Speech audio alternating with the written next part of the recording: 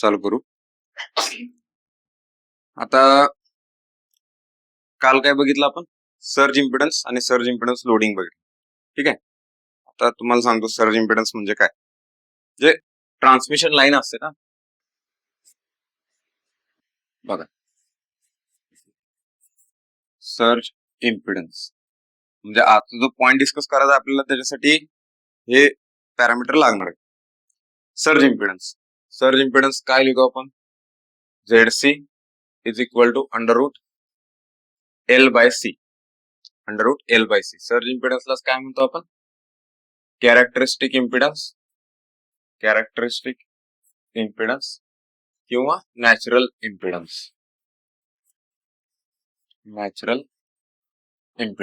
ठीक आहे.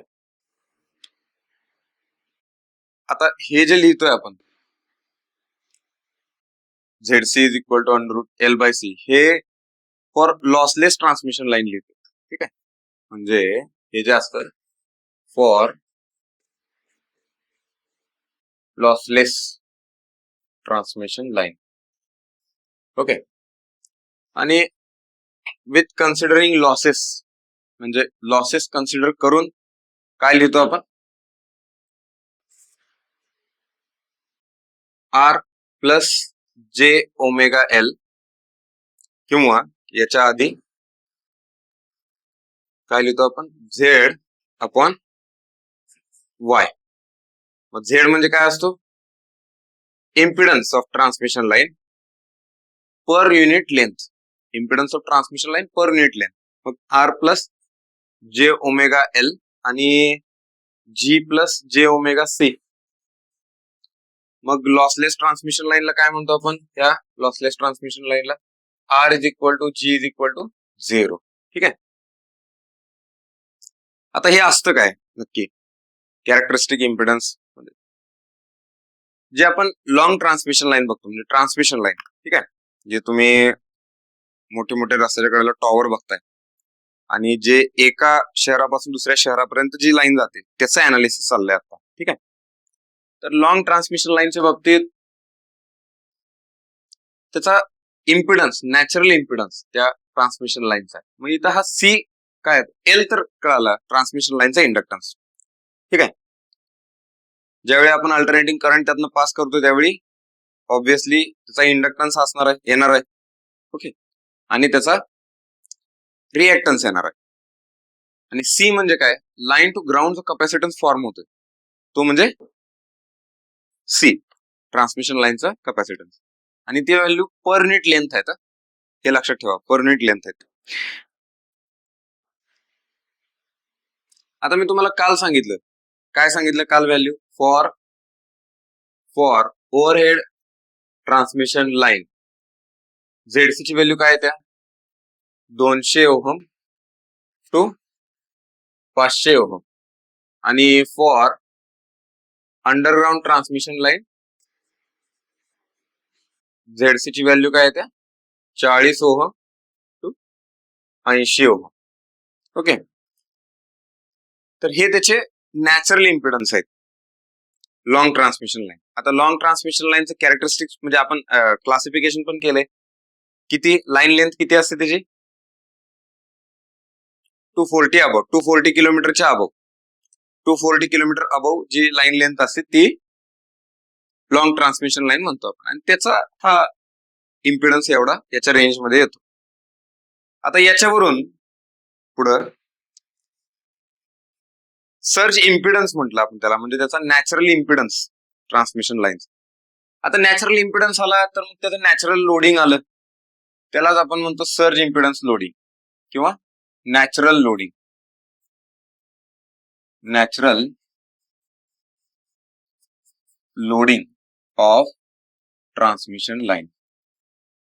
Natural loading of transmission line. ठीक आहे. मग ते काय असतं? त्यालाच आपण म्हणतो सर्ज इम्पिडन्स लोडिंग.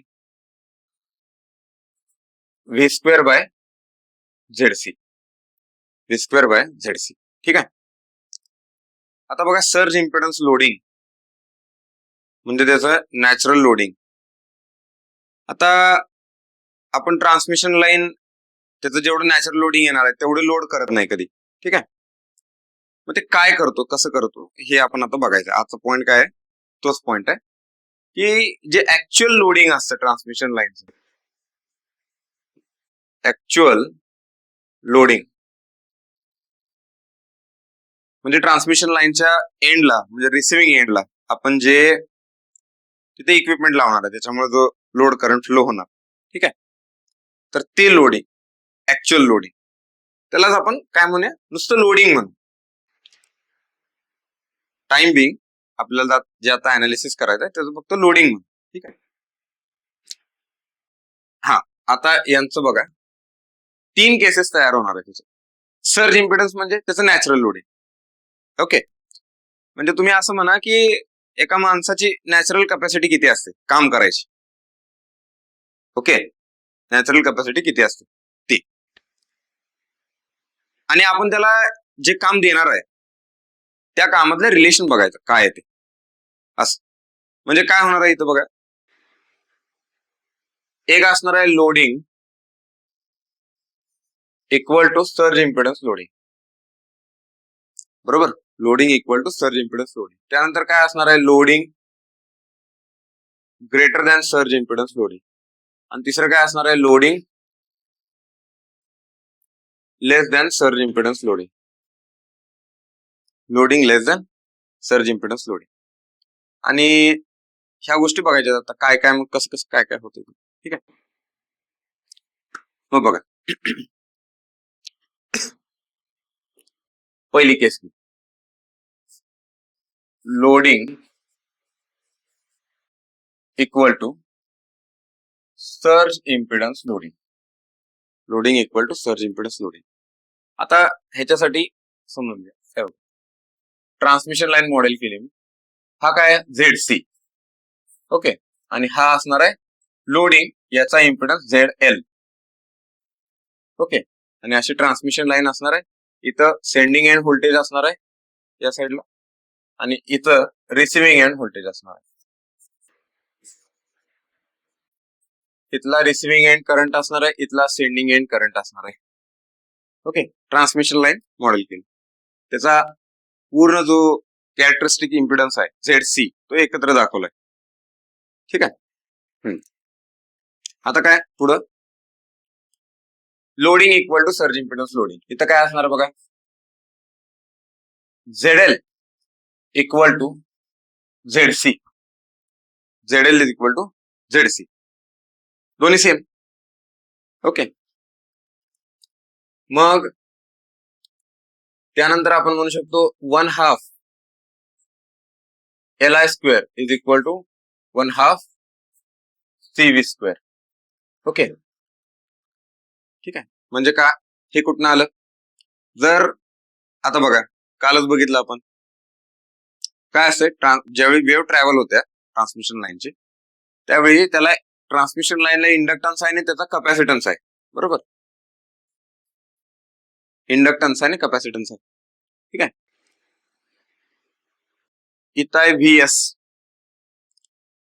या व्होल्टेजमुळं इथं करंट तयार होते, या करंटमुळं इथं व्होल्टेज तयार होते, परत या व्होल्टेजमुळे परत करंट तयार होतो, ठीक आहे. करंट म्हणजे काय, मॅग्नेटिक फील्ड आहे, energy in terms of magnetic field, आणि व्होल्टेज म्हणजे काय, इलेक्ट्रिक फील्ड मधली एनर्जी, ठीक आहे, ही एनर्जी.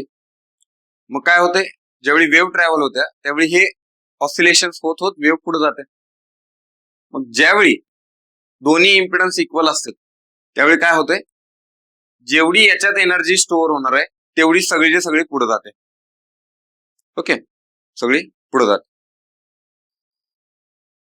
ठीक आहे, असं असतं. त्यामुळं 1/2 LI square is equal to 1/2 CV square. Energy stored in magnetic field is exactly equal to energy stored in electric field.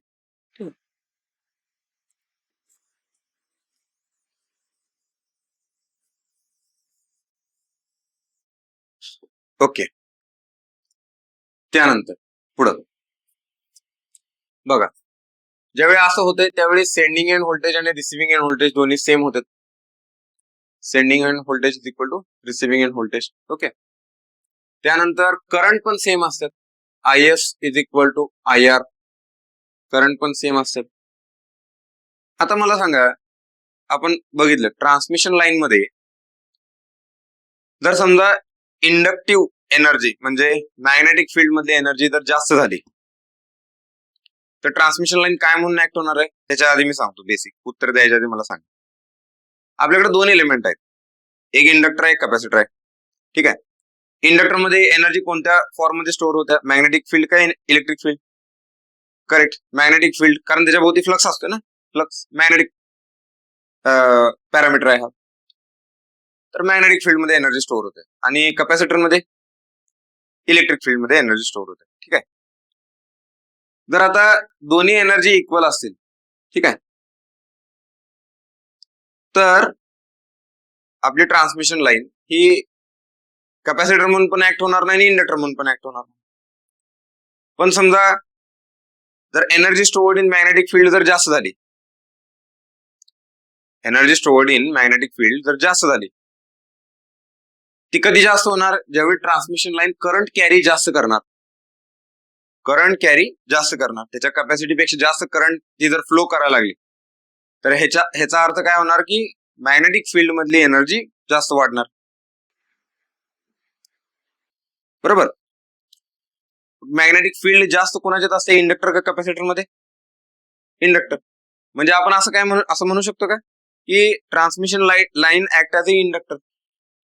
हा, त्यालाच काय म्हणायचं, म्हणजे असं इंडक्टर म्हणत नाही आपण त्याला अजून पुढे जाऊन काय म्हणतोय, transmission line act as a sink of reactive power, means it consume reactive power. कारण इंडक्टर काय करतो, कंझ्युम करतो रिएक्टिव्ह पॉवर. कॅपॅसिटर काय करतो, रिएक्टिव्ह पॉवर डिलिव्हर करतो. म्हणून तर आपण कॅपॅसिटर बँक लावतो ना रिएक्टिव्ह पॉवर सप्लाय करायला. कॅपॅसिटर काय करतो, रिएक्टिव्ह पॉवर कंझ्युम करतो,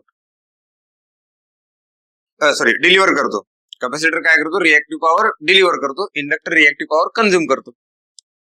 मग जर ही एनर्जी जास्त झाली, ही एनर्जी जास्त झाली तर काय म्हणणार, transmission line act as a inductor, means it source of sink of reactive power. Sink म्हणजे कळतं ना, कंझ्युम करणं. ओके. पण इथं तसं नाहीये काय, इथं दोन्ही करंट सेम आहे, सेंडिंग एंड करंट आणि रिसिव्हिंग एंड करंट दोन्ही सेम आहे. ठीक आहे. मग transmission line neither act as source of Q और sink of Q, sink of Q. त्यानंतर बघा पुढचा पॉइंट. आता आपल्याला माहिती आहे ज्यावेळी आपण पॉवर ट्रान्समिट करतो त्यावेळी त्याचा सेंडिंग एंड व्होल्टेजचा अँगल असतो डेल्टा, पॉवर अँगल. ठीक आहे. आणि ट्रान्समिशन लाईनचा अँगल काय आहे, बीटा. बरोबर. काल आपण बघितलं एबीसीडी पॅरामीटर मध्ये ट्रान्समिशन लाईनचा अँगल काय आला, बीटा. मग मला टोटल बीटा काढाय, टोटल बीटा. आता ह्या ज्या व्हॅल्यू आहेत, हे जे पॅरामीटर आहेत ते पर युनिट लेंथ आहेत ना, आणि ट्रान्समिशन लाईनची लेंथ मी एल घेतली, ट्रान्समिशन लाईनची लेंथ एल घेतली. तर बघा इथं काय असतं, delta is equal to beta L, delta is equal to beta L. ठीक आहे.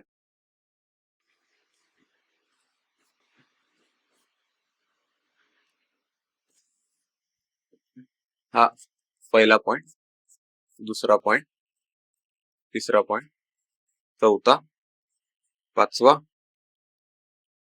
आणि सहावा. ठीक आहे. हे झालं.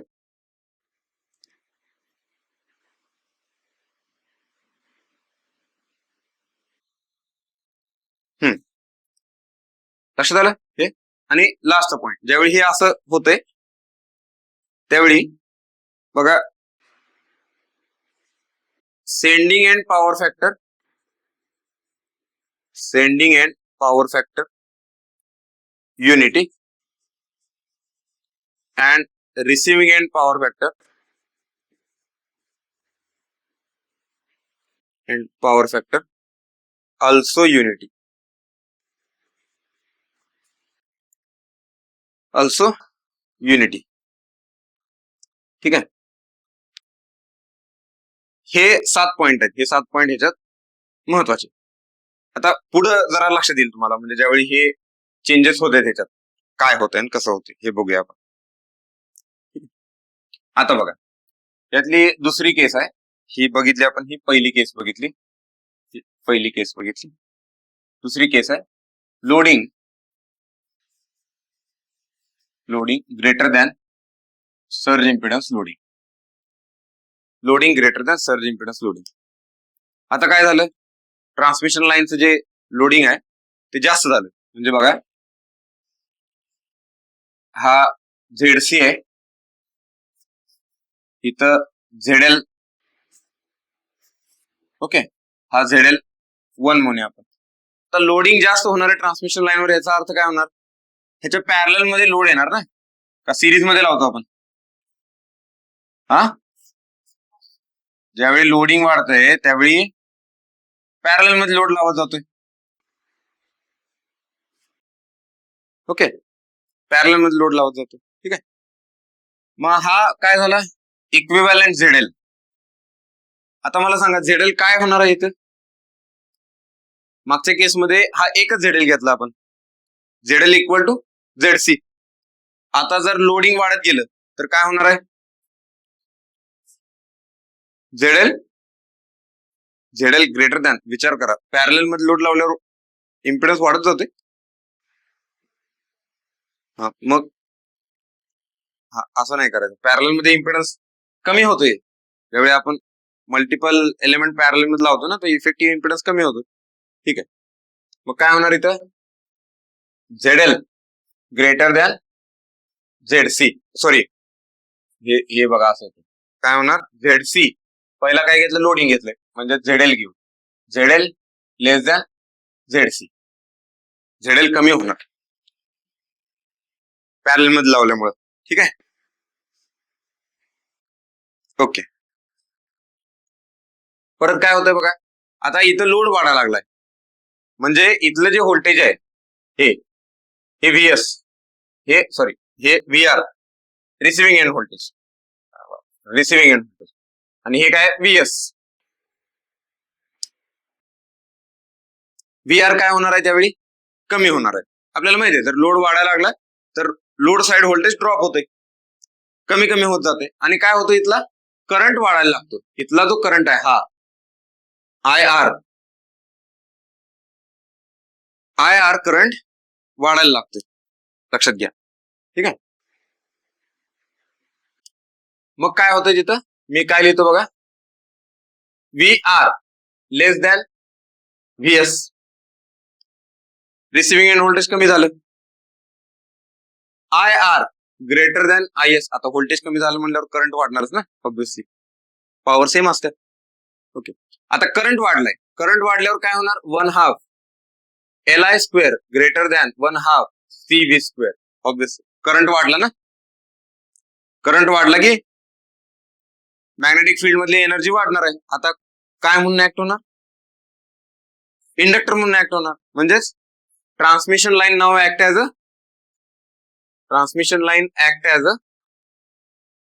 Sink of Q.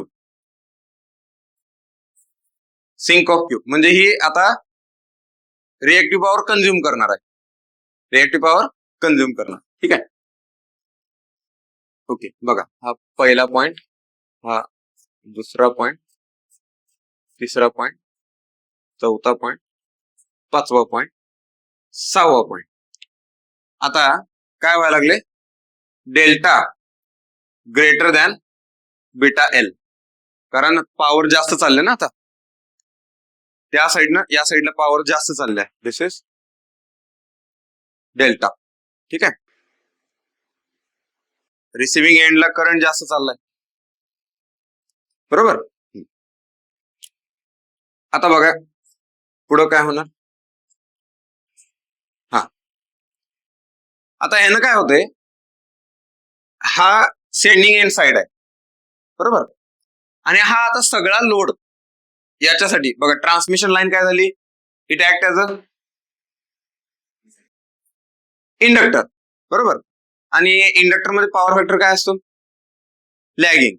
आता याच्या तुलनेत जर बघितलं, म्हणजे या सोर्स साइडने जर मी बघितलं, तर entire transmission line act as a inductor.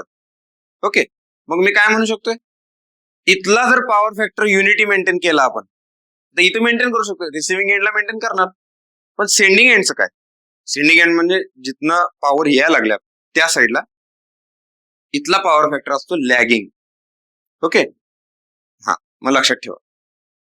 मग काय म्हणणार मी, सोर्स साइड किंवा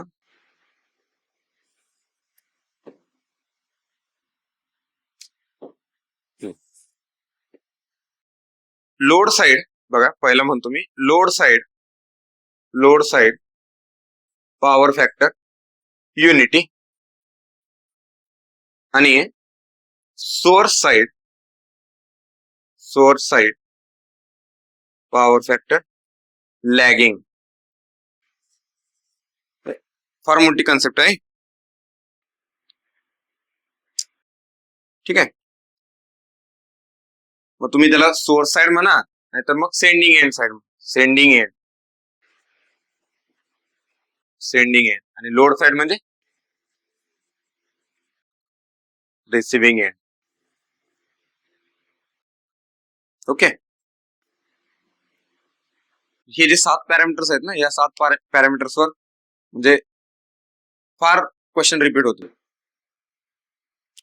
कुठल्या पॅरामीटर मध्ये डाऊट आहे का तुम्हाला? कुठलं कसं आलं ते? आता ह्याच्या बरोबर उलट होणार पुढच्या Kesla. Loading less than surge impedance loading. तिसरी केस, loading less than surge impedance loading. ठीक आहे.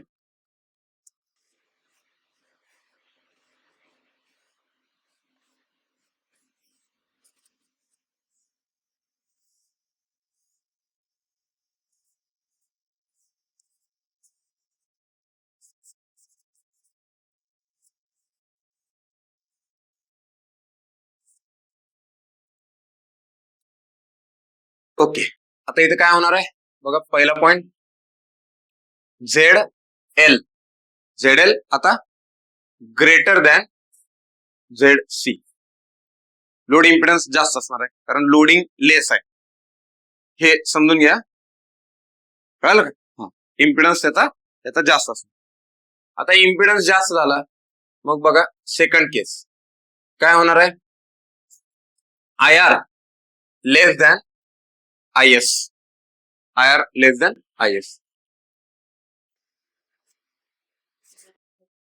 VR greater than VS. कसं काय म्हटलं बरं तुम्ही? फॅरेंट इफेक्ट माहित होता का तुम्हाला? यस, करेक्ट आहे, ते बरोबर म्हटलं तुम्ही. पण आपले हेडिंग काय बघा की लोडिंग लेस दॅन, आणि इथं काय म्हणलं तुम्ही, VR ग्रेटर दॅन VS. आता ह्याचा अर्थ काय, VR receiving end side voltage जास्त आहे, सेंडिंग एंड व्होल्टेज कमी आहे. दिस इज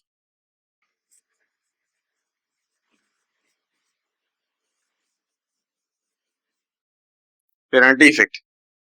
ठीक आहे, हे असं पोहोचतोय कन्क्लुजनला आपण. फेरांटी इफेक्ट म्हणत होतो आपण. ओके, त्यानंतर पुढं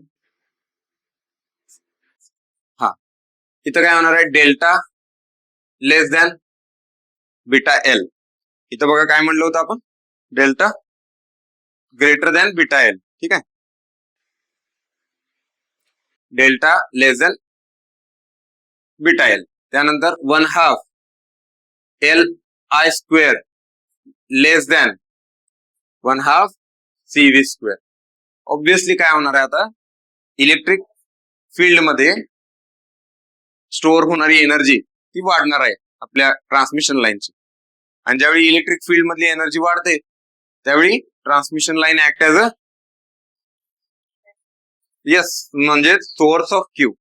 transmission line act as source of Q.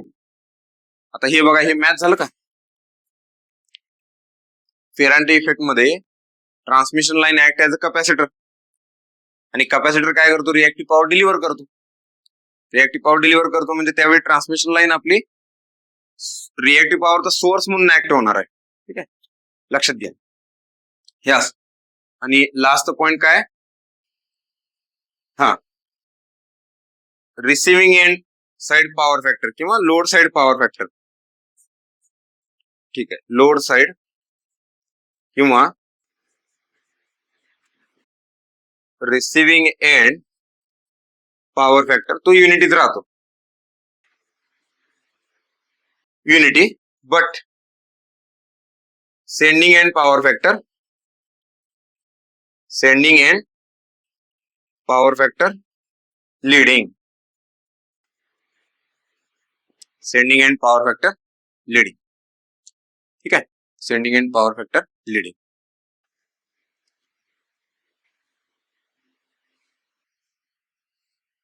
Okay.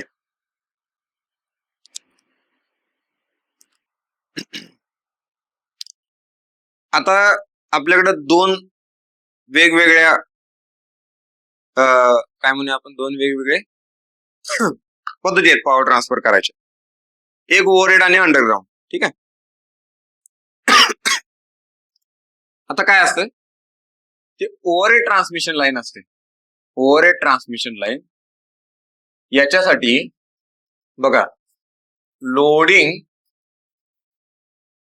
Must be greater than surge impedance loading, overhead transmission line साठी. ठीक आहे, तरच आपल्याला हे ऍज अ ट्रान्समिशन युटिलिटी हे आपल्याला परवडणार असते.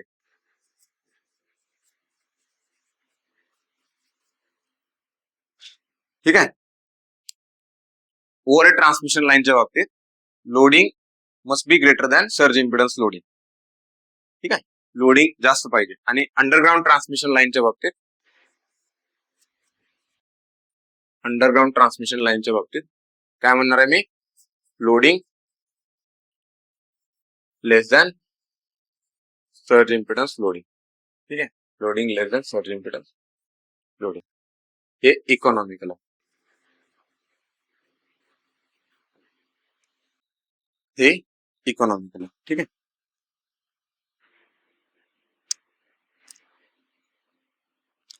तर हे असे पॉइंट आहेत. कळाले तुम्हाला इथपर्यंत? ठीक आहे, ते एकदा बघून घ्या, काय जर तुम्हाला शंका वाटत असेल, कारण हे एक्झामच्या दृष्टीने फार महत्वाचे पॉइंट आहेत. ह्याच्यात तुम्हाला 7 एका पॉइंट मध्ये 7 क्वेश्चन आहेत फ्रेम होणारे, एमसीक्यू तयार होणारे. ठीक आहे, आणि तिथं प्रत्येक ह्याच्यावर आपल्याला म्हणजे ब्लाइंडली विचार करून चालत नाही, त्याला प्रॉपर इलेक्ट्रिकल इंजिनिअरिंगच्या अँगलने विचार करायला लागतो. करंटचं काय होणार आहे, व्होल्टेजचं काय होणार आहे, तर एकदा बघून घ्या व्यवस्थित. आणि तुम्ही अभ्यास करताना काय करायचं, पेज 3 कॉलम करायचे आणि त्याच्यात लिहायचे हे, आणि पाठ नाही करायचं. हे समजण्यासारखं आहे, थोडस वेळ द्यायचा त्याला, अभ्यास करताना समजते हे. ठीक आहे,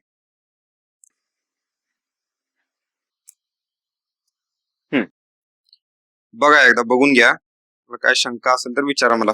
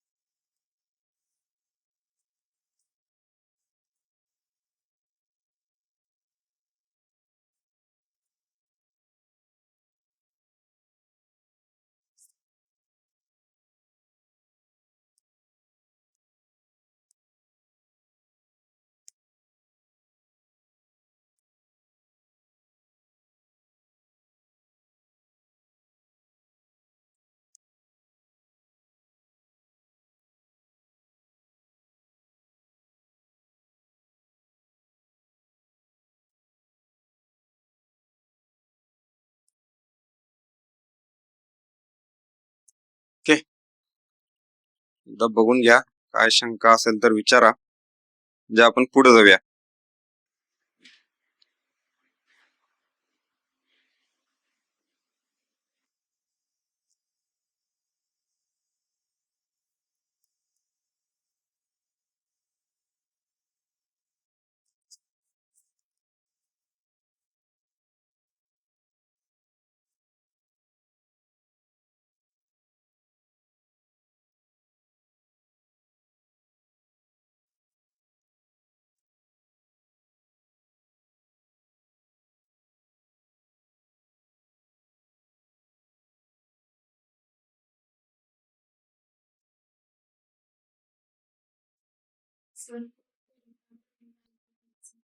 डेल्टा. ओके, आता बघा, हा डेल्टा म्हणजे काय? पॉवर अँगल आहे. ठीक आहे, सिंक्रोनस मशीन मध्ये पण आपण बघितलं. काय असतं बघा, व्हीएस अँगल डेल्टा आणि व्हीआर अँगल 0, हे असं आहे. व्हीएस अँगल डेल्टा आणि व्हीआर अँगल 0. रिसिव्हिंग एंड साइडला अँगल 0 आहे. हा डेल्टा असतोय म्हणून तर पॉवर सेंडिंग एंड पासून रिसिव्हिंग एंड कडे ट्रान्सफर होते. ठीक आहे, ओके. आणि त्यानंतर आपण बीटा हा काय घेतो? बीटा हा ट्रान्समिशन लाईनचा इम्पिडन्स अँगल. ओके, ट्रान्समिशन लाईनचा इम्पिडन्स अँगल. पण ह्या ज्या व्हॅल्यू आहेत म्हणजे कोणत्या कोणत्या, आता आपण कालच्या लेक्चरला बघितल्या होत्या. ए अँगल अल्फा, बी किंवा mod A angle alpha, mod B angle beta, mod C angle gamma आणि मॉड डी अँगल डेल्टा. ह्या पर युनिट लेंथ व्हॅल्यू आहेत. ठीक आहे, आता हे बाकीचं मागच्या लेक्चर मध्ये सांगितलं मी ते बघा, पण याच्याकडे फोकस करा. याला काय सांगितलं आपण? दिस इज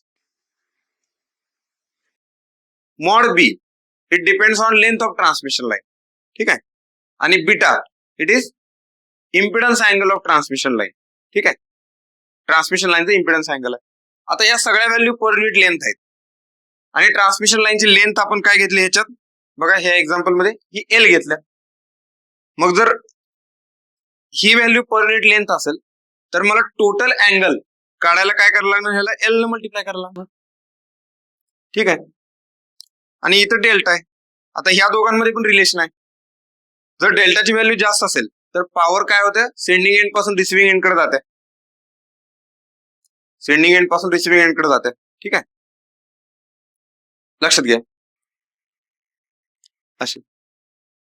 आणि आता डेल्टा जर लहान असेल काय झालं? आता असं म्हणायचं नाही मग रिसिव्हिंग एंड पॉवर तिकडे जाते काय? नाही, पॉवर जाणार आहे, कमी जाणार आहे. आता पॉवर जी जाते ती ती दोन फॉर्मली पॉवर असते, एक active power plus reactive power.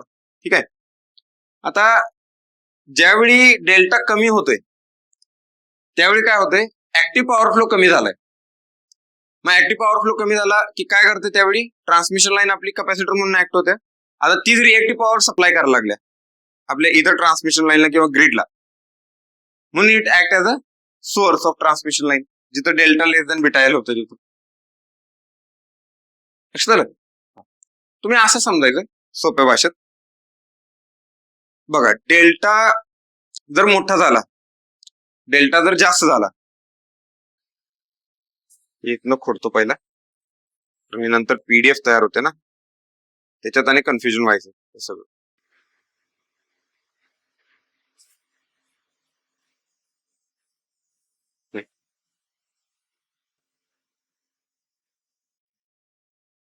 हा, हे बघा, आता जो डेल्टा आहे, डेल्टा काय आहे? ऍक्टिव्ह पॉवर फ्लो करायला मदत करतोय, म्हणजे ऍक्च्युली पॉवर फ्लो करायला मदत करतो डेल्टा. आता मला सेंडिंग एंड पासून रिसिव्हिंग एंड कडे जर पॉवर पाहिजे असेल, जास्त प्रमाणात पाहिजे असेल, तर त्यावेळी हा काय होतोय? Greater than beta L. आणि ह्यावेळी काय होतंय बघा, लोडिंग ह्यावेळी जास्त होते, जास्त झालेलं आहे loading, greater than surge impedance loading. आता हे लोडिंग वाढलेलं मला जर बॅलन्स करायचं असेल तर मला डेल्टा वाढवूनच पॉवर सप्लाय करायला लागेल ना सेंडिंग एंड पासून रिसिव्हिंग एंड कडे. समजलं का? हे कशामुळे होतं माहिती का? 2 दिवस लेक्चर बुडले का नाही त्यावेळी पॉवर फ्लो इक्वेशन झाले.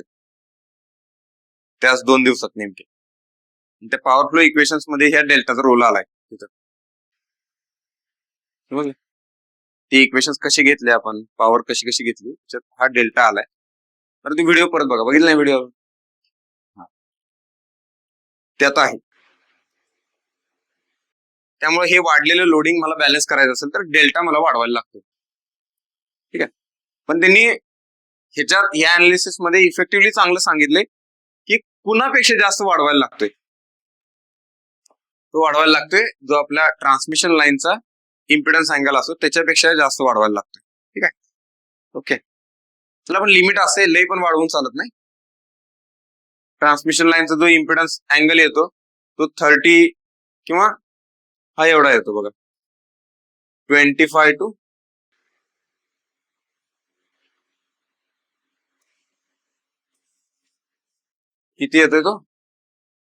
60 डिग्री, 60 डिग्रीच्या आसपास येते. ठीक आहे.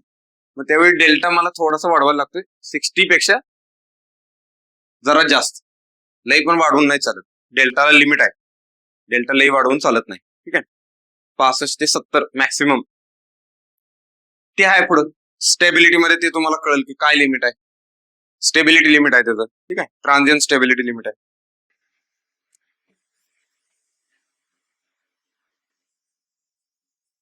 ओके. ठीक आहे. आता पुढचा पॉइंट आहे आपला वेव्ह ट्रॅव्हलिंग अनालिसिस.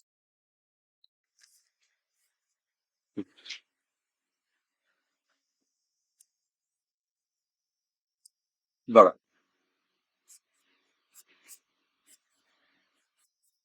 वेव्ह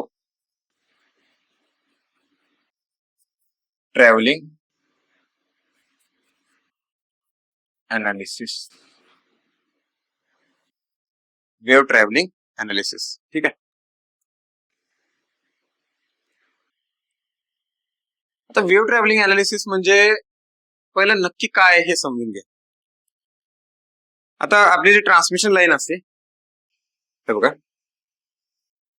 ही जी ट्रान्समिशन लाईन आहे त्या ट्रान्समिशन लाईनला याला आपण म्हणले झेडसी. ट्रान्समिशन लाईनचा जो इम्पिडन्स आला त्याला म्हणलं झेडसी.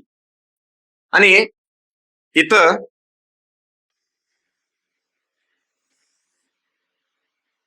काय आहे, एन टर्मिनल्स आहेत. इथं सेंडिंग एनचे टर्मिनल्स आहेत, तिथं रिसिव्हिंग एनचे टर्मिनल्स आहेत. आता काय होतंय, आपण जर तुम्ही 11वी-12वीला थोडस आठवत असेल तुम्हाला फिजिक्स मध्ये, ज्यावेळी एखादी वेव्ह ट्रॅव्हल होते आणि ज्यावेळी त्याचं मीडियम चेंज होतंय, ट्रॅव्हल व्हायला लागल्या, मीडियम चेंज व्हायला लागलं, तर तिथं आपल्याला रिफ्लेक्शन आणि रिफ्रॅक्शन मिळतंय. हे शिकलाय तुम्ही. त्याचं एक्झाम्पल म्हणजे काय घेणार तुम्ही, लाईट वेव्ह घ्या. ठीक आहे. समजा लाईट वेव्ह तुम्ही इन्सिडेंट केली, तिथं एक मीडियम आहे, म्हणजे ग्लास आहे, ट्रान्सपरंट ग्लास आहे. ओके. तर काय होतंय, जर अशी तुम्ही इन्सिडेंट केली तर थोडी रिफ्लेक्ट होणार आहे आणि थोडी ट्रान्सफर, त्याला आपण काय म्हणतो, रिफ्रॅक्शन. रिफ्लेक्शन आणि जी पुढे जाते दॅट इज रिफ्रॅक्शन. समजलं? हा, हे काय बघा, रिफ्रॅक्शन, हे आहे इन्सिडंट आणि हे आहे रिफ्लेक्शन. ओके. हे रिफ्लेक्शन म्हणजे असे आलेले माग. आता ही जी आहे ना, जी रिफ्रॅक्ट होत्या पुढं, म्हणजे आपल्या बाबतीत आपली जी ट्रान्समिशन लाईन आहे, इथे हे जे टर्मिनल आहेत याच्या पुढे जे आपण लावणार आहे ते मीडियम चेंज झालं तिथं, बरोबर.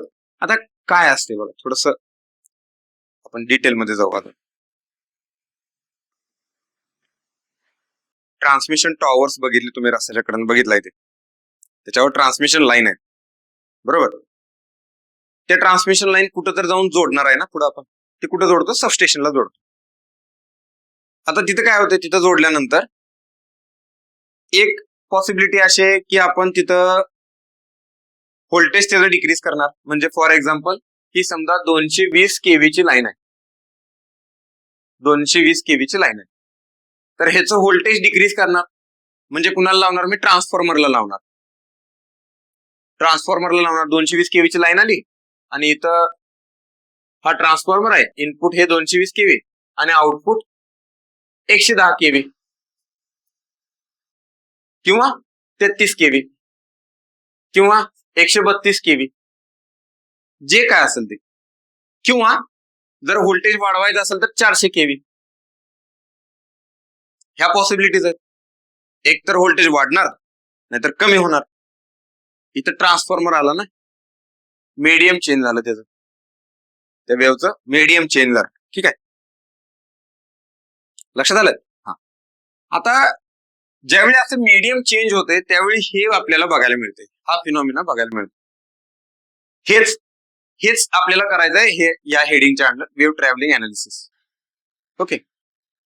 आता ही जी पुढे जाणारी वेव्ह आहे, पुढं, that is refracted wave. That is refracted wave.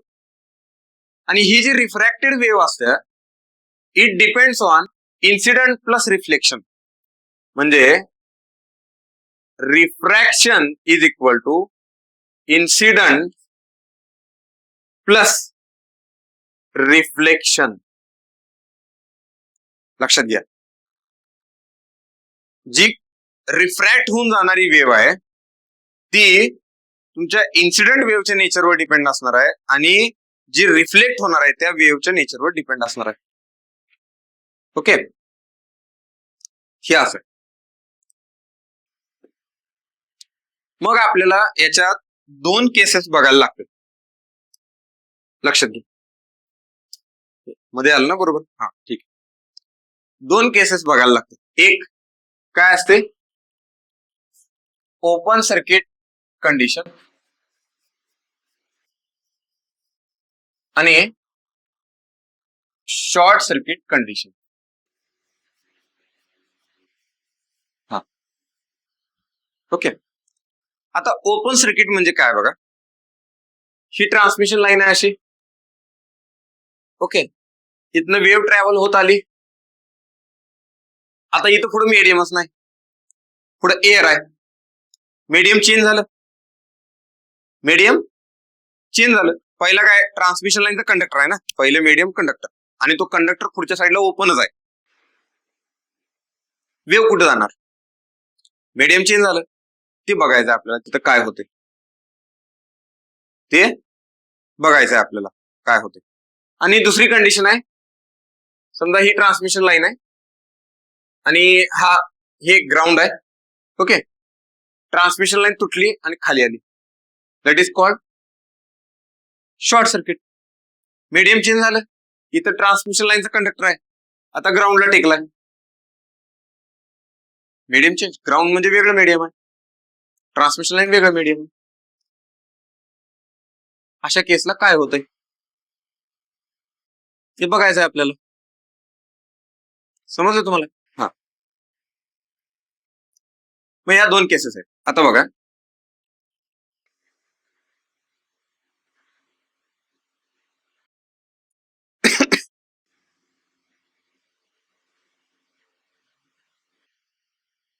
Okay.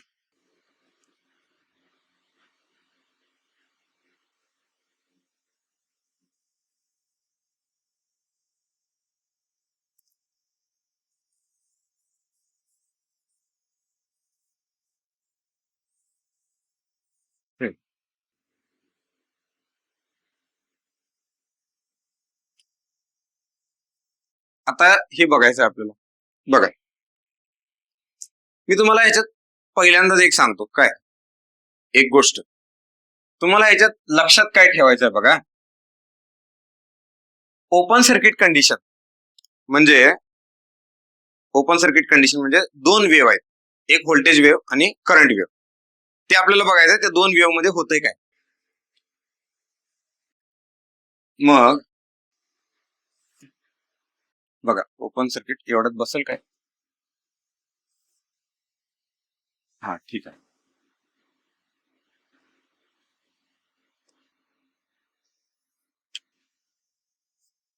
Okay, 0 हे बघा, हे व्होल्टेज आहे. ठीक आहे. हे टाइम पिरियड आहे, टाइम पिरियड. ओके, 0, इथं टी, इथं 2t, इथं 3t, इथं 4t. ओके, आणि सेम मी करंटच्या बाबतीत लिहितो. हे आय आहे आणि इथं हा टाइम पिरियड आहे. मी तुम्हाला, हे ऍक्च्युली फार कॉम्प्लिकेटेड कन्सेप्ट आहे बरं का, तुम्हाला एवढं सांगतो पहिल्यांदाच. हे समजायला जरा नाकी नऊ येते हे थोडस. ओके, तसंच इथं पण काढू.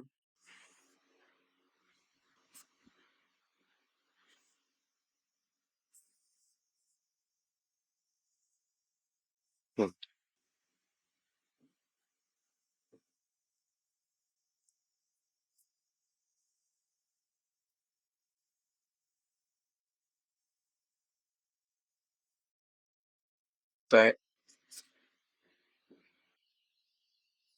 व्होल्टेज, इथं आहे करंट. ओके, इथं आहे टाइम पिरियड, टाइम पिरियड. इथं पण आपण म्हणूया T, 2t, 3t, 4t. Okay, T, 2t, 3t आणि 4t. ओके, आता हा हे बघूया आपण. तर हे बघा, एक आहे शॉर्ट सर्किट कंडिशन, एक आहे ओपन सर्किट कंडिशन. ओके, मी पहिल्यांदा तुम्हाला सांगणार आहे होतंय काय, आणि नंतर बघायचं आहे आपल्याला की ते कसं होतंय. ओके, ओपन सर्किट कंडिशनला जे व्होल्टेज येते बघा, आता तुमच्या डोक्यात हे पाहिजे की काय होतंय. ट्रान्समिशन लाईन आहे, इमॅजिन करा डोळ्यासमोर ट्रान्समिशन लाईन आहे, इथं आहे. यामध्ये इन्सिडेंट वेव्ह म्हणजे व्होल्टेज वेव्ह आहे. ठीक आहे, त्याचा पार्ट काय तर रिफ्लेक्ट होणार आहे आणि पुढे रिफ्रॅक्ट होणार आहे. ओके, हे असं आहे. आणि ओपन सर्किट कंडिशन म्हणजे पुढे मीडियम नाही, काय एअर आहे डायरेक्ट. समजलं इथपर्यंत पोहोचलं. हा, या इथं. हा, इथं काय होतंय, ज्यावेळी ह्याचं अनालिसिस केलं गेलं, अनालिसिस केलं गेल्यानंतर एका टाइम पिरियड, आता टाइम पिरियड म्हणजे काय, वेव्ह एकदा जाऊन धडकत्या तिथं एंडला आणि परत रिटर्न येत्या, जे जाऊन पोहोचली तिथं, that is one time period. समजलं का, म्हणजे speed is equal to distance upon time, time is equal to distance upon speed. Transmission लाईनचं जेवढं डिस्टन्स आहे आणि जेवढं स्पीड आहे त्याचं जर आपण डिवाइड करून आन्सर काढलं, टाइम काढला आपण, तो फर्स्ट टाइम पिरियड, तो एक time period, distance upon speed. आणि काल बघितलं आपण स्पीड म्हणजे किती असते, लाईटची स्पीड एवढं असते. जी वेव्ह ट्रॅव्हल होते, वेव्ह ट्रॅव्हलिंगचं स्पीड किती आहे, लाईटची स्पीड आहे. ठीक आहे, तो म्हणजे एक टी बरं का, एक टाऊ, टाइम कॉन्स्टंट. हा, आता ज्यावेळी ह्याचं अनालिसिस केलं गेलं, एका टाइम कॉन्स्टंट नंतर काय होते, 2 टाइम कॉन्स्टंट नंतर काय होते, 3 टाइम कॉन्स्टंट नंतर काय होते, 4 टाइम कॉन्स्टंट नंतर काय होते. ओके, आता बघा, नॉर्मली ज्या सिस्टम्स असतात, आपल्या ट्रान्झिएंट सिस्टम्स असतात, त्या 4 टाऊ नंतर स्टेबल होतात. 4 टाऊ नंतर स्टेबल होतात, लक्षात घ्या. नॉर्मली हे वाक्य लक्षात ठेवा, कंट्रोल सिस्टम मध्ये पण तुम्हाला हे मान्य होईल, ज्या आपल्या ज्या नॅचरल सिस्टम्स असतात त्या. ठीक आहे, नॅचरल फिजिकल सिस्टम्स असतात त्या 4 टाऊ नंतर ऑलमोस्ट स्टेबिलिटीला जातात. म्हणजे आपण 2 पार्ट करू शकतोय एखाद्या सिस्टम अनालिसिस मध्ये, एक ट्रान्झिएंट पार्ट आहे, एक स्टेडी स्टेट पार्ट आहे. आणि 4 टाऊ नंतर नॉर्मली स्टेडी स्टेट पार्टला आपण पोहोचतोय. 4 टाऊच्या आत ट्रान्झिएंट पार्ट असतोय, त्याच्या पुढे स्टेडी स्टेट पार्ट असतो, लक्षात घ्या. हे असं म्हणून इथं 4 टाऊ पर्यंतच आपण अनालिसिस केले घेतलं. 4 टाऊ नंतर ज्या गोष्टी होणार त्या म्हणजे रिपीटच होणार आहेत पुढे, म्हणजे स्टेडी स्टेट तिथपर्यंत येणार आणि तिथं पुढे ते रिपीट होणार. तसंच आता बघा, ओपन सर्किट कंडिशन आहे. इथं काय होतंय, जे आपलं सिस्टम व्होल्टेज आहे, पहिल्यांदा एका टाऊ मध्ये, एका टाइम कॉन्स्टंट मध्ये आपलं व्होल्टेज वाढते. कुठलं? मी रिसिव्हिंग एंड सांगालोय. रिसिव्हिंग एंड साईडला बघायला लागलाय तुम्ही, रिसिव्हिंग एंड साईडला बघायला लागले. त्यानंतर 2 टाइम कॉन्स्टंट नंतर ते जाते इथं, 3 टाइम कॉन्स्टंटला ते परत खाली येते, इथं येते, म्हणजे हे बघा इथं येते आणि नंतर इथं येते. ओके, हे कुठे गेलं?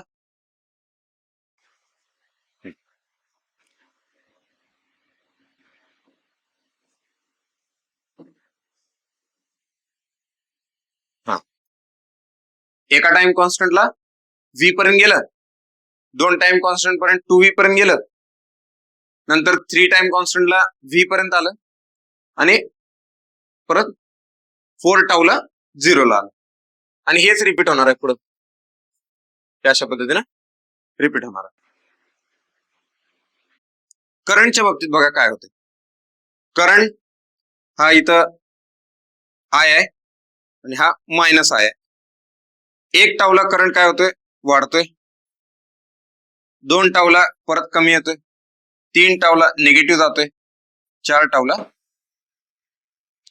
असं, आणि हा पुढं रिपीट होतोय, हा पुढं रिपीट होतोय. हे लक्षात आलं? ओके.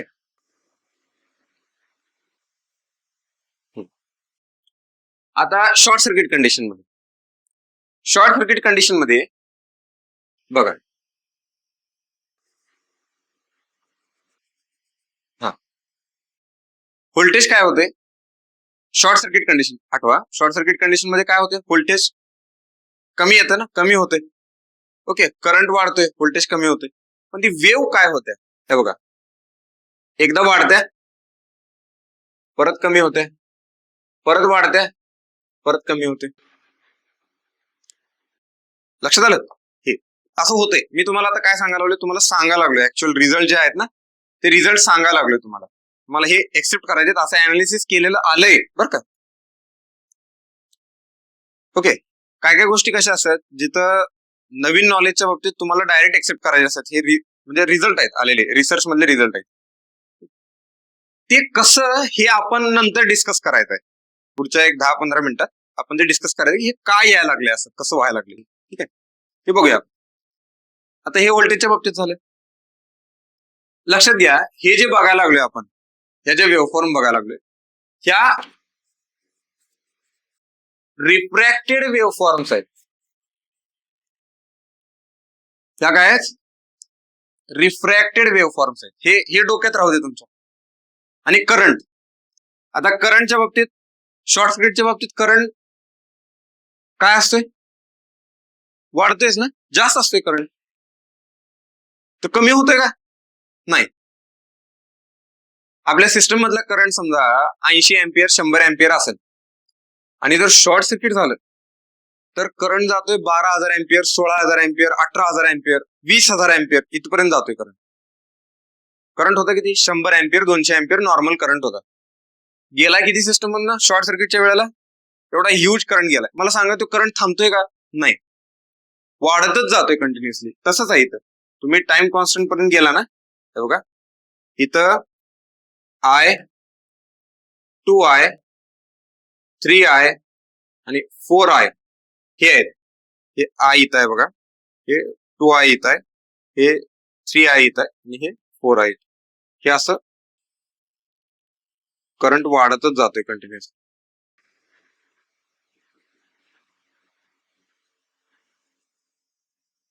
ते थांबणार नाही करंट.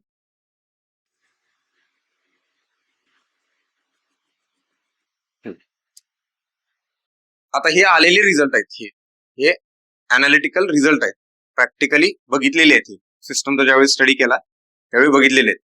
आणि टाऊ म्हणजे काय? इथं जे टी लिहिलंय, टी म्हणजे काय? Distance upon speed, distance upon speed. जे वेव्ह ट्रॅव्हल होण्याचं स्पीड आहे ते लाईटचं स्पीड एवढं आहे. किती झालं हे? 3 × 10⁻⁻⁴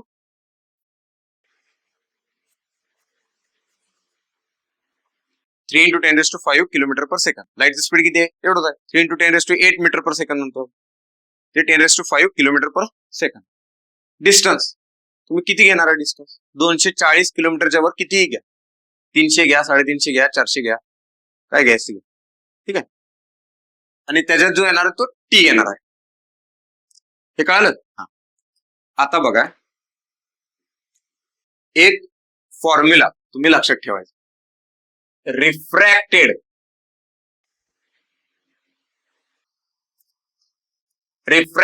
is equal to incident plus reflection. Incident plus reflection. ठीक आहे. आता इथं जरा काळजीपूर्वक लक्ष द्या.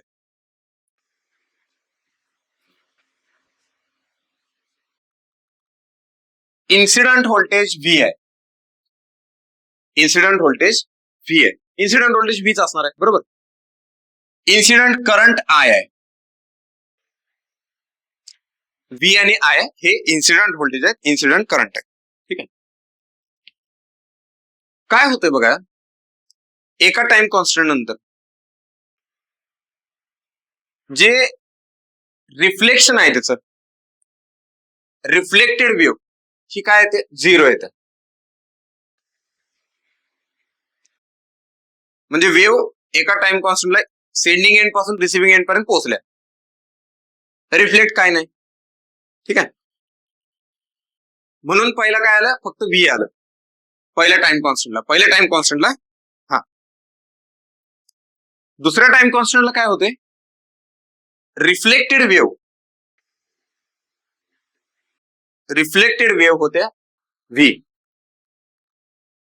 रिफ्लेक्टेड वेव्ह होत्या व्ही दुसऱ्या टाइम कॉन्स्टंटला. गेली. आता वेव्ह पुढे जाईना ना, हाय अशीच रिटर्न आली. आता ती काय होते बघा, ज्यावेळी ही वेव्ह गेली, आता हे लई डिटेल मध्ये चालू आहे बरं का. मी एवढं डिटेल तुम्हाला पण अभ्यास करायची गरज नाही. लक्षात ठेवा. हे व्ही आहे आपली, ही व्ही, हे समजा व्ही व्होल्टेज आहे. ओके. ओपन सर्किट कंडिशन आहे ना, म्हणजे ट्रान्समिशन लाईन आहे ही. हे ट्रान्समिशन लाईन इथपर्यंत येऊन थांबल्या, पुढे एअर आहे, इथपर्यंत येऊन थांबल्या. आता जी रिफ्लेक्ट होणारी वेव्ह आहे ना, हे बघा, जी रिफ्लेक्ट होणारी वेव्ह आहे ती वेव्ह कशी रिफ्लेक्ट होत्या?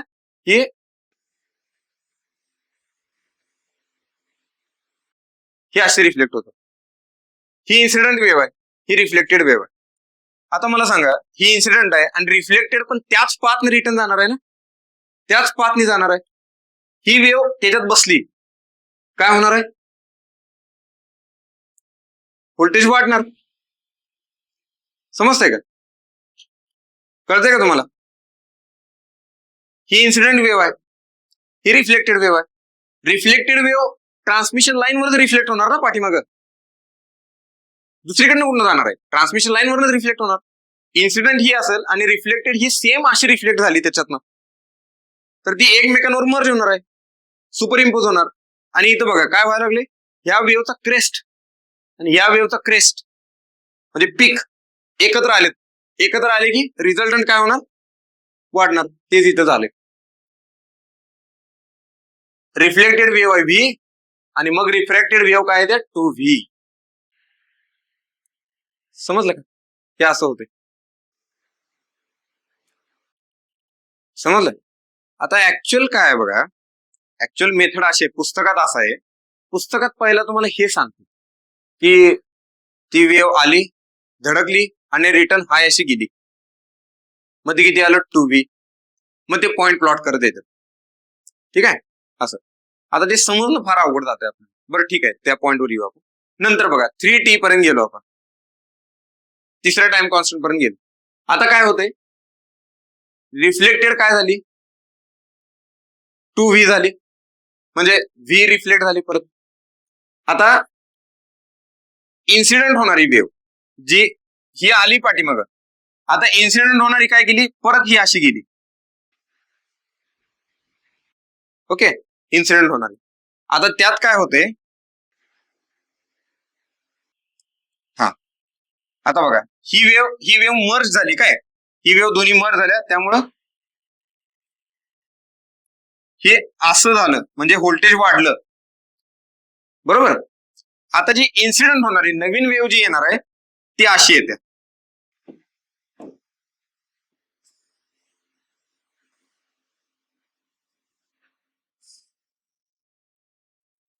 हा, आता बघा, हे आहे व्ही, हे आहे 2V, हे अपवर्ड आहे, हा डाऊनवर्ड आहे. रिझल्टंट कमी करणार ना, त्याला रिझल्टंट कमी करणार. ही रिफ्लेक्टेड वेव्ह आल्या, 2V रिटर्न आली. इन्सिडेंट होणारी हे असे झाल्या परत, म्हणजे असे सुपर इम्पोज होतात ते, असं होतंयच. ठीक आहे. आता हे जर तुम्हाला ह्याच्यात लई इंटरेस्ट असेल, समजा आत्तापुरतं मी हे सांगतोय, हे ऍक्सेप्ट करा, तुमच्याकडे हा चॉईस आहे. दुसरा चॉईस आहे तुमच्याकडे की नाही मला ऍक्सेप्ट करायचं, मला ह्याच्यातलं डिटेल अनालिसिस पाहिजे. ओके, बेस्ट ऑफ लक. मग पण त्यासाठी सांगतो मी काय करायचं. आपण साऊंड वेव्हचं अनालिसिस बघितलंय. ओके, जर मीडियम क्लोज असेल तर साऊंड वेव्ह कशा रिफ्लेक्ट होतात, आणि मीडियम जर ओपन असेल तर साऊंड वेव्ह कशा रिफ्लेक्ट होतात. 11वी-12वी कुणाच झाले? 11वी-12वी डिप्लोमा झालाय. ओके, 11वी-12वी मध्ये आपण शिकलोय. ठीक आहे. नसेल शिकला तर डिप्लोमाच्या फर्स्ट इयरला किंवा सेकंड इयरला हे सब्जेक्ट असतात, फिजिक्स. साऊंड वेव्ह होतं का त्यात? साऊंड वेव्ह, ठीक आहे, असायलाच पाहिजे. हा, त्या साऊंड वेव्ह मध्ये आहे ट्यूब असते. जर ट्यूब ओपन असेल दुसऱ्या एंडला तर आपले वेव्ह कशा रिफ्लेक्ट होतात. ठीक आहे. आणि ट्यूब जर क्लोज असेल एका एंडला तर कशा रिफ्लेक्ट होतात. मग त्या ट्यूबची लेंथ वाढली तर कसं रिफ्लेक्शन आहे, ट्यूबची लेंथ जर कमी असली तर कसं रिफ्लेक्शन आहे. ठीक आहे. म्हणजे असे याचा स्टडी आहे. हा स्टडी करा, तुम्हाला हे क्लिअरली कळते. मग इथं काय होतंय, जर तू स्टडी करून आला ना, पीएचडी पास, एक्झाम नापास. मग इथं काय करायचं, एक्सेप्ट करायचं. मार्ग काय तुम्हाला ह्याच्यात पीएचडी करायची ना, तुम्ही इथं का आलाय, माझ्याकडनं पीएचडी करायला आलाय, पीएचडी शिकायची माझ्याकडनं नाही. काय करायचं, एक्झाम क्वालिफाय करायचं. एक्झाम क्वालिफाय करायला एवढी रिक्वायरमेंट नाही, एवढ्या म्हणजे हेवी नॉलेज. आता मी 11वी-12वी केलेलं स्टुडंट आहे. 11वी-12वीला माझ्या आवडीचे टॉपिक होते, मला माहित आहे हे डिटेल. पण ते जर चालू केलं तर मला अजून 2-2.5 तास लागतात हा पॉईंट एक्सप्लेन करायला. मग त्यात काय होतंय, केलाय मी बरं का, ह्याच्या आधी पण केलाय, ऑफलाईन बॅच मध्ये केलेलं आहे हे. पण मुलं लक्षात ठेवतात ते साऊंड वेव्हचं अनालिसिस, ते जर मी एक्सप्लेन केलं तर, जे की माझा हेतू तो नाहीये. साऊंड वेव्ह तुम्ही लक्षात, तुम्ही आता 11वी-12वी देणार आहे का, नीट देणार आहे तुम्ही, सीट देणार आहे का, नाही. ते नॉलेज ते लक्षात ठेवतात, कारण ते इंटरेस्टिंग वाटतं ना. कसं असते, हा, जे लांबच असतं आपल्यापेक्षा, म्हणजे ज्यावेळी तुम्ही इलेक्ट्रिकलचा अभ्यास करायला चालू करताय, 2 गोष्टी मेडिकलच्या कानावर पडतात, तुम्हाला वाटतं हा मेडिकल, इंटरेस्ट येतो. 2 गोष्टी सिव्हिलच्या कानावर पडतात, त्यावेळी इंटरेस्ट येतो. आपलं नको नको वाटतंय, बघा नाही.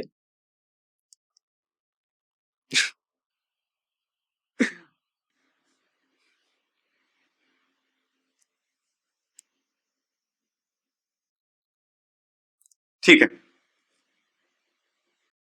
म्हणजे एक एक्झाम्पल आठवलं मला, पण ते मी सांगू शकत नाही, ते राहू दे. ते असं आहे, म्हणजे कसं होतंय की जे आपलं समोरच आहे ना ते नको वाटतंय, आवडत नाही आपल्याला, आणि दुसरं आवडायला चालू होते, मग दुसऱ्या फील्ड मधलं काय तर आवडायला चालू होते. ठीक आहे. तर तसं व्हायला नको, म्हणून मी ते एक्सप्लेन करायचं कमी केलं, आणि ते लक्षात ठेवतात. परत मग दुसऱ्या दिवशी मला सांगितल्यावरती इंटरेस्ट वाढला ना, नेटवर सर्च केले, युट्यूबवरचे व्हिडिओ बघितले त्यांनी, आणि मला सांगितलं सर हे लई इंटरेस्टिंग आहे, हे असं आहे सर, हे असं आहे. ओके, अरे वा वा म्हणलं. मग त्याला म्हणलं 2 क्वेश्चन सांग पुढचे, ह्या पॉईंटवरचे, ते नाही सांगता आले. झालं, मग म्हणले हे प्रॉब्लेम आहे, मग कसं शिकवायचं. त्यानंतर ही मेथड काढली अशी. मग बघा काय झालं इथं, जे 3T पर्यंत तुम्ही पोहोचला, 3T पर्यंत पोहोचला, तर काय होतंय, जी इन्सिडेंट वेव्ह आहे त्यावेळी, ती इन्सिडेंट वेव्ह ही उलटी येते अशी. आता ही वेव्ह पहिला आल्या 2V, आता नवीन वेव्ह आली ही. ओके, मग काय होते ती फायनल रिफ्रॅक्टेड वेव्ह तुमची काय होते व्ही फक्त. मग ते हे व्ही येते हे 3 टाऊ पर्यंत पोहोचेपर्यंत व्ही.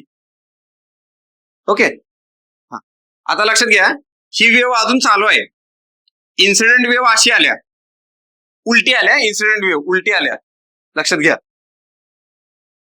ही वेव्ह चालू आहे ट्रान्समिशन लाईन वरून रिटर्न यायला लागल्या. आता काय होते ही वेव्ह धडकली पुढे जाऊन. धडकल्यावर बघा ही वेव्ह आहे धडकली. ज्यावेळी रिफ्लेक्ट होणार आहे वेव्ह ती सेम फेज मध्ये रिफ्लेक्ट झाल्या. ही जी आहे याच फेज मध्ये रिफ्लेक्ट होणार. आता हे व्होल्टेज आहे व्ही रिफ्लेक्ट झालेलं पण व्होल्टेज आहे व्ही रिझल्टंट झाली 2V. आता ही झाली 2V समजते का. हिरवी ही पण होती 2V आणि रेड कलरची पण 2V झाली.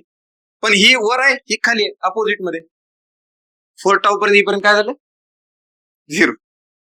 समजलं. हे असं अनालिसिस आहे ह्याचं. आता हे आपलं एकाच ह्याचं केलं हे ह्याचं करायचं हे ह्याचं करायचं मग ह्याचं करायचं. एवढी गरज आहे का नाही. तुम्ही एवढंच लक्षात ठेवायचं. ह्याच्यात तुम्हाला हे नाहीत विचारणार एक्झामला अजून एवढ्या लेवलला पोहोचलेलं नाही आपली एक्झाम एवढ्या डेप्थला की 3 टाऊला काय रिफ्लेक्ट होते सांगा 4 टाऊला काय रिफ्लेक्ट होते सांगा. ठीक आहे एवढं जायचं नाही. पण जर तुम्ही ह्याच्यात थोडस डेप्थ मध्ये अजून अभ्यास केला तर तुम्हाला थोडस लक्षात येऊ शकते तिथं. नाही असं नाही. म्हणजे बघा इथं येऊया आपण आता. म्हणजे मी सगळ्यांना एक्सप्लेन करणार तुम्हाला एक आयडिया आली ब्रॉडर सेन्स मध्ये एक आयडिया आली काय करायचं ते. तुम्हाला लक्षात ठेवायचं हे लक्षात ठेवायचं बस. ठीक आहे एवढं लक्षात ठेवा. आता इथं पण एक तुम्हाला एक एक्झाम्पल देतो एक जस्ट क्युरिओसिटी म्हणून सांगतो. तुम्ही मला सांगू शकताय ते आता करंटच्या बाबतीत इन्सिडेंट होणारा करंट काय असणार आहे आय बरोबर. इन्सिडेंट होणारा आय. आता टाऊला फर्स्ट टाइम कॉन्स्टंटला आय आलाय. मला सांगा इन्सिडेंट होणारा आय असेल तर रिफ्लेक्ट होणारा काय असणार आहे इथं 0 हे बघा आपण रिफ्रॅक्टेड कडे बघायला लागलो बरोबर आहे. इन्सिडेंट होणारा आय आहे रिफ्रॅक्टेड पण आय आलाय. हा आय आहे ना ही रिफ्रॅक्टेड वेव्हफॉर्म आहे. ह्या रिफ्रॅक्टेड वेव्हफॉर्मच आहे. हे जे बघितलं ना हे बघायला ना आपण रिफ्रॅक्टेड वेव्हफॉर्मच आहे. हा काय आय आहे हा कोण आहे रिफ्रॅक्टेड आहे हा रिफ्रॅक्टेड आय आहे. इन्सिडेंट होणारा आय आहे. ठीक आहे रिफ्लेक्टेड होणारा काय असणार आहे 0. संपलं कळालं. इथं आलाय तुम्ही रिफ्रॅक्टेड 0 झालाय. इन्सिडेंट होणारा आय आहे रिफ्लेक्ट होणारा काय होणार आहे आय मायनस आय करेक्ट. काय होणार विथ साइन मायनस आय होणार. आय मायनस आय 0 बघायचं 0 ला आला. हे तुम्ही करू शकता ना.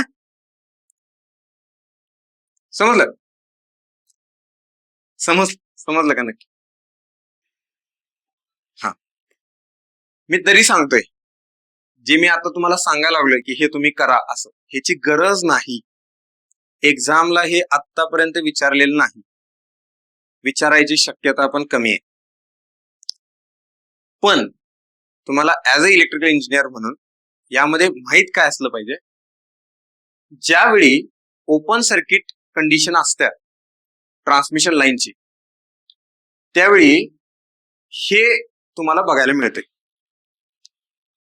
ह्यात काय मिळतं बघायला ओपन सर्किट कंडिशनला system voltage sending end voltage जर व्ही असेल तर रिफ्रॅक्टेड व्होल्टेज म्हणजे रिसिव्हिंग एंड साइड व्होल्टेज कितीपर्यंत जाऊ शकते काय आहे हे फेरांटी इफेक्ट. काय हे फेरांटी इफेक्ट. ओपन सर्किट कंडिशनला आणि लाईट लोडिंग कंडिशनलाच आपण काय बघतोय फेरांटी इफेक्ट बघतोय. आणि मॅक्सिमम फेरांटी इफेक्ट किती येऊ शकतोय receiving end side voltage 2 times V येऊ शकते. किती येऊ शकते 2 टाइम्स व्ही येऊ शकते. हे अनालिसिस आहे आपलं. काय हे अनालिसिस आहे. आता हे होतंय कसं, थोडस बघा. ह्या गोष्टींना जरा डायजेस्ट करायचा प्रयत्न करा. मी तुम्हाला सांगतो. हाय, रेडी आहे? सांगू पुढं? इंटरेस्टिंग गोष्ट आहे ते.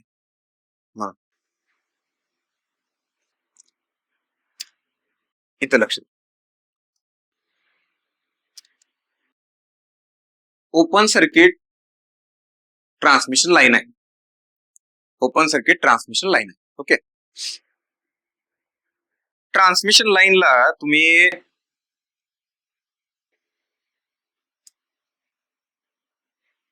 समजा, ट्रान्समिशन लाईनला तुम्ही काय केलं, एंडला एक व्होल्टमीटर जोडला आणि तो व्होल्टमीटर आहे आरएमएस व्हॅल्यू मेजर करणारा व्होल्टमीटर आहे.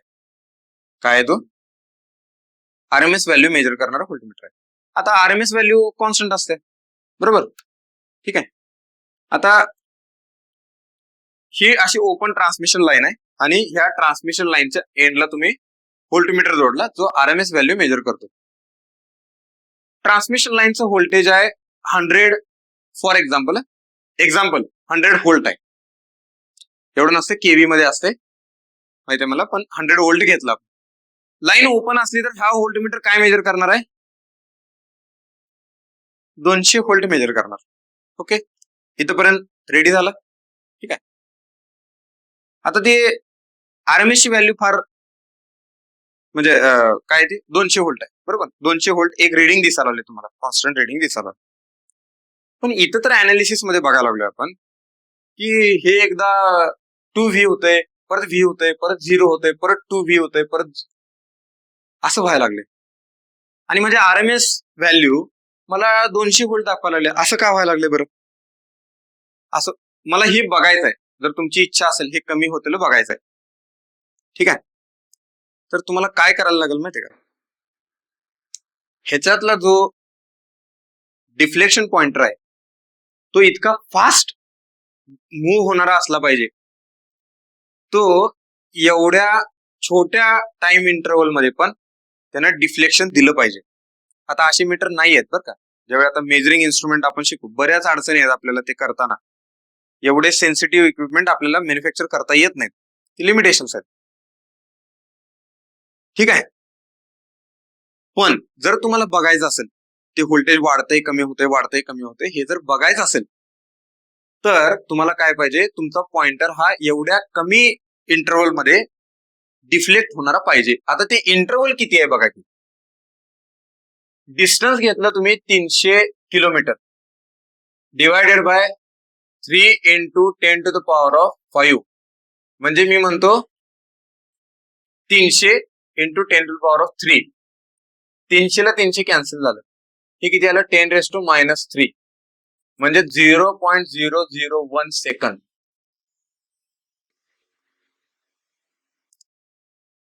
0.001 सेकंद. 1 मिली सेकंदात ते व्होल्टेज वाढणार, 2V पर्यंत जाणार. म्हणजे हा टाइम पिरियड आहे 1 मिली सेकंद. हा टाइम पिरियड आहे 1 मिली सेकंद. ठीक आहे. एवढा कमी टाइम पिरियड आहे. त्या टाइम पिरियड मध्ये अनालिसिस करणं फार अवघड जाते. आपले तेवढे डिफ्लेक्शन पॉइंटर नाहीत. मग तुम्ही डिजिटल मीटर लावलं तिथं तर डिजिटल मीटर दाखवणार, ते मग वाढलेलं दाखवणार, कमी होतं, ते कंटिन्युअसली व्हेरिएशन दाखवणार. पण ते चेंज किती फास्ट होणार आहे? 1 मिली सेकंदात होणार आहे. बघा आता आपली डोळ्याला एक काय तर आहे, परसिस्टन्स ऑफ विजन, माहिती तुम्हाला? हा, परसिस्टन्स ऑफ विजन. ते लहानपणी पोपट आणि पिंजरा ते खेळाय ना, चक्रीच्या दोन्ही साईडला, एका साईडला पोपट काढायचा, एका साईडला पिंजरा काढायचा, फिरवायचं गोल, आणि ते गोल गोल गोल गोल फिरलं तर ते आपल्याला पोपट आणि पिंजरा एकत्र दिसतं. ते काय? परसिस्टन्स ऑफ विजन आहे. म्हणजे काय?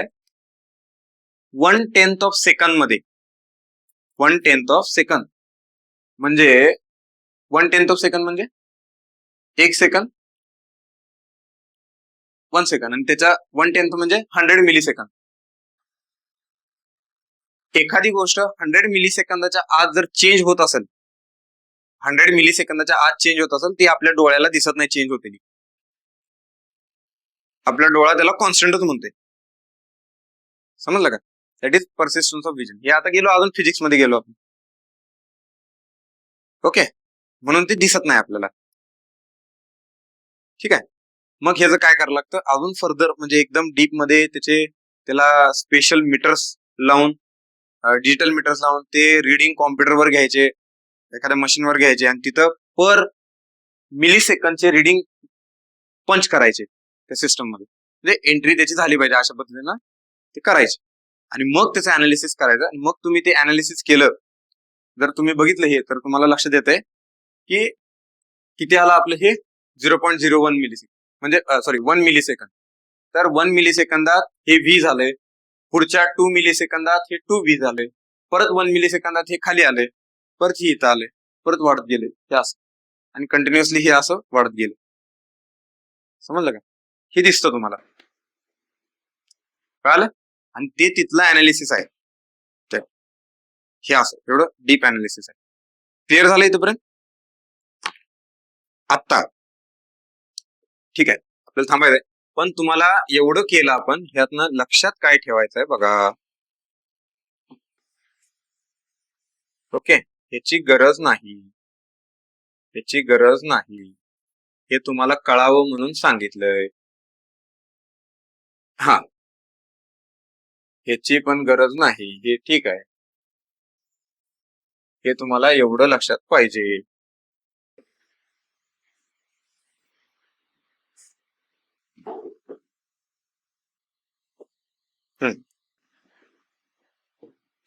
हे तुम्हाला एवढं लक्षात पाहिजे. फक्त अजून ह्याच्या पुढं एकच लिहितो फक्त 1 मिनिटात. बघा काय बघितलं आपण.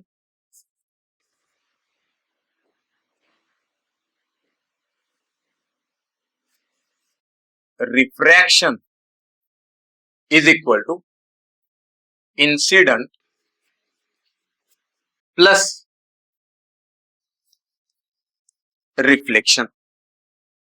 Incident plus reflection. इन्सिडंट काय असते? व्ही आणि आय.